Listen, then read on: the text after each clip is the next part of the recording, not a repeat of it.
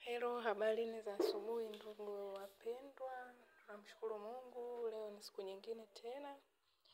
Session iliyopita tulijifunza kuhusu PID. Leo tutajifunza kuhusu infertility, yani kutokushika ujauzito. Kutokushika ujauzito ni changamoto inayojitokeza kwa wanawake wengi sana. Wanashindwa kuconceive, yani kubeba mimba. Tatizo hili linatokea sana kwa asilimia kubwa kwa wanawake. Imekuwa kilio kikubwa sana. Unakuta mwanamke yupo kwenye ndoa miaka 2 mpaka 5 na zaidi, hajabahatika kabisa kupata mtoto. Tatizo hili linaweza likawa shida ni mwanamke au mwanaume. Nimesema hivyo kwa sababu nitaanza na mwanamke. Mwanamke anaweza asipate mimba kwa sababu mbalimbali. Sababu ya kwanza, kupishana na kalenda, yani siku za hatari katika mzunguko wake wa hedhi. Namba 2, kuziba kwa mirija ya fallopian tube. Kama mirija ya uzazi ikiziba, utungwaji wa mimba inakuwa changamoto kwa sababu yai la mwanamke na mbegu za mwanaume, yani sperm, hukutana katika fallopian tube wakati wa ovulation kwa utungishaji wa mimba. Sababu nyingine ya kutoshika ujauzito ni PID. PID inatokea pale mwanamke anapokuwa na historia ya magonjwa ya zinaa hapo nyuma na kupelekea kudamage kwa fallopian tube ambayo inasababisha infertility. Sababu nyingine ya 4 ni kisukari, japo yenyewe sio kwa kiasi kikubwa sana, ni asilimia ndogo sana kwa baadhi ya wanawake wanapata hiyo shida.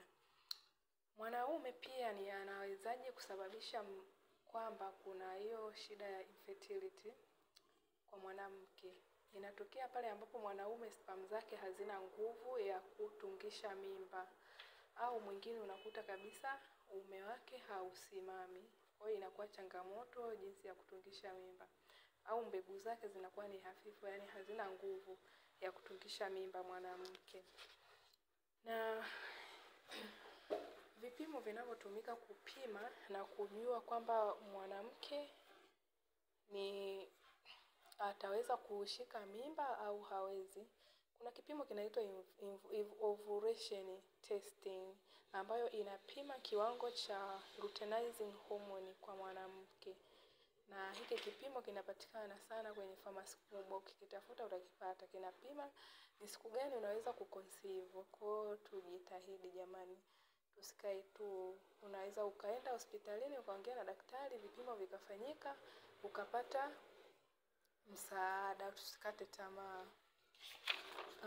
Tunakuja upande wa hapa, matibabu ya infertility. Kwanza kabisa, matibabu namba 1 ni kutumia kalenda yetu, kalenda kwa wanawake. Kalenda ya mzunguko wako wa hedhi. Unawezaje kuhesabu na kujua siku gani ya hatari ya kuweza kushika mimba? Mzunguko wa mwanamke kwa kawaida una siku 28 mpaka 35.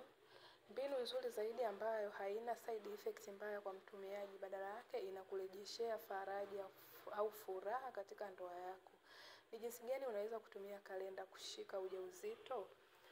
Hii kalenda ni njia rahisi sana, ukizingatia namna ya kuhesabu, unaweza ukaconceive kirahisi tu. Tunahesabu kwamba siku 5 za mwanzo ni siku ambazo mwanamke anakuwa katika siku zake za hedhi, na siku 5 zingine zinazofuata ni anakuwa free kabisa, hawezi kushika mimba hata kishiriki tendo la ndoa. Lakini siku ya 11 mpaka ya 17 ana uwezekano mkubwa sana wa kubeba ujauzito. Hivyo atatakiwa kuwa makini katika kuhesabu kalenda yake. Ikiwezekana chora kabisa sehemu mzunguko wako umeanza tarehe ngapi, ili kujua siku yako ya hatari ni kuanzia tarehe ngapi mpaka tarehe ngapi. Kwa mfano ameanza tarehe 1/10 kufikia tarehe 10/10 anakuwa yuko free. Kwa hiyo siku ya hatari ni kuanzia tarehe 11 mpaka ya 17. Na siku zilizobaki ni free kabisa kwa kuingia period inayofuata.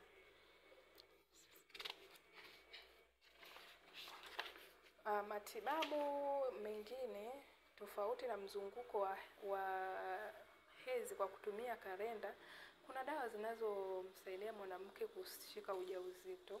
Dawa ya kwanza mojawapo ni Clomiphene. Hii hapa ni the most ambayo imepewa kipaumbele sana, na wadada wengi wanafanikiwa kutumia hii Clomiphene endapo mzunguko kama kutumia kalenda yake imeshindikana, akitumia hii Clomiphene itamsaidia pia.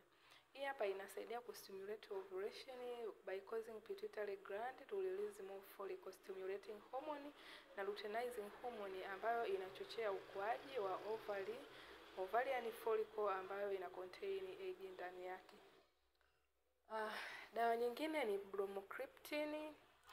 Pia hii Clomiphene matumizi yake ni unaitumia siku ya 18 ya mzunguko wako, ambapo utameza kidonge kimoja mara moja kwa siku kwa muda wa siku 5. Baada ya hapo utasubiri matokeo.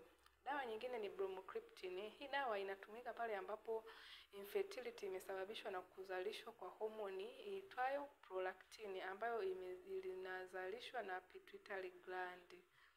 Kwa hiyo ukitumia hiyo Bromocriptine pia utapata matokeo mazuri. Dawa nyingine ni Metformin. Hii Metformin yenyewe inatumika pale ambapo huyu mtu anakuwa na tatizo la kutoshika mimba limesababishwa na insulin resistance. Metformin inafanya kazi ya kuimprove insulin resistance ambayo inasaidia kutokea kwa ovulation au kupevusha yai la mwanamke. Hapa tumeona matibabu ambapo tumeona solution kama ya dawa kama 4 hivi ambayo inasaidia mwanamke kuconceive. Kwa hivyo kwa nyongeza kwa mwanamke, hizo siku za hatari unaweza kutumia karafuu. Zile karafuu ukazichemsha vizuri ukanywa yale maji. Hii hapo inasaidia kuchochea kuwa na hisia za tendo la ndoa katika siku hizo za hatari kwa mwanamke.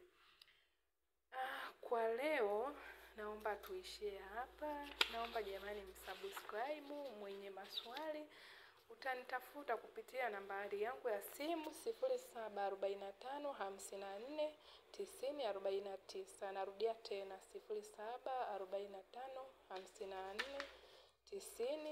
0745549049. Asanteni sana.